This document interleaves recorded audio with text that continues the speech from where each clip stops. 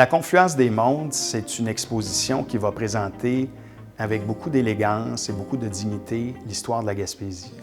Je pense aussi qu'on va donner des lettres de noblesse à une histoire qu'on peut percevoir souvent comme lointaine, hein? Un lieu qui est au bout du monde, qui est au bout des terres, alors qu'en fait, la Gaspésie, pendant une très grande partie de son histoire, a été reliée au reste du monde et on a fait partie de la grande histoire. Donc, une exposition qui, avec des moyens technologiques modernes, avec une manière de raconter les choses aussi qui est adaptée à notre époque, je pense que les gens vont pas seulement observer l'histoire de la Gaspésie, ils vont aussi vivre cette histoire-là.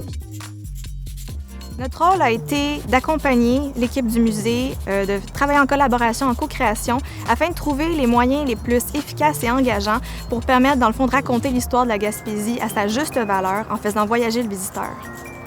Pour réussir à mener à bien ce projet, on a rassemblé plus de 20 collaborateurs partout au Québec et en Gaspésie. Avec toutes nos expertises mises en commun, on a réussi à faire une expérience intemporelle. Un des défis principaux aura sans aucun doute été de raconter l'histoire d'un territoire aussi riche et vaste que la Gaspésie dans 2100 pieds carrés. Ça leur a été aussi de développer une direction artistique cohérente avec des interactifs engageants et poétiques pour mettre de l'avant tout le contenu, les artefacts et de faire rayonner l'histoire de ce coin de pays, et ce aux yeux de tous, petits et grands. On a voulu donner une place significative aux Autochtones dans le projet d'exposition permanente à la Confluence des mondes parce que c'est une volonté qu'on a, et c'est comme ça à travers le monde, de décoloniser les expositions qui touchent les nations autochtones. Et ça veut dire en gros qu'on les intègre au processus de création, qu'on les intègre à la validation des faits aussi, pour être sûr que ce qu'on va présenter, ça nous sort un peu de la manière plus traditionnelle ou coloniale de voir les nations autochtones. Dans le cas qui nous concerne, bien évidemment, la nation Mi'kmaq de la Gaspésie a été impliquée avec les 3 communautés de Gueshkapégia, Guespeg et puis de l'Estigouche. L'apport de la technologie dans l'exposition, ça a été vraiment pensé comme un plus pour avoir vraiment différents niveaux de lecture au sein de cette exposition, toucher un large public aussi et créer une expérience vraiment plus engageante pour le visiteur. On invite le visiteur à venir expérimenter, manipuler ces différents éléments de technologie afin de bonifier l'expérience. On va avoir par exemple un livre interactif. Le visiteur, en tournant les pages, va découvrir du contenu qui va venir changer et évoluer. On va aussi avoir de la projection mapping, de la projection vidéo, du contenu sonore, plein d'autres petits éléments surprises qui vont aussi venir s'ajouter. On est dans un contenu plus contemplatif et plus poétique qui va venir un peu rehausser et compléter aussi l'expérience muséale traditionnelle avec les artefacts, le contenu textuel. On vient vraiment jouer là-dessus pour apporter quelque chose de vraiment ludique, participatif, amusant et créer une expérience globale et unique. L'exposition La Confluence des mondes a été pensée comme une expérience immersive dans son entièreté, tout en conservant un design unique, intuitif et épuré, que ce soit à travers les matériaux, les couleurs, les formes organiques et aquatiques.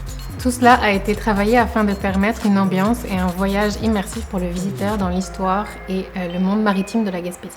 Pour ce qui est des espaces expérientiels et immersifs en tant que tels, un point d'honneur a été mis sur des scénographies simples mêlant des suspensions, des jeux d'éclairage et de projection, mais aussi du mobilier sur mesure pour mettre le contenu, les interactifs et les artefacts de l'œuvre. Dès le début du projet, ça aurait été une collaboration et une co-création chaleureuse avec les Gaspésiens.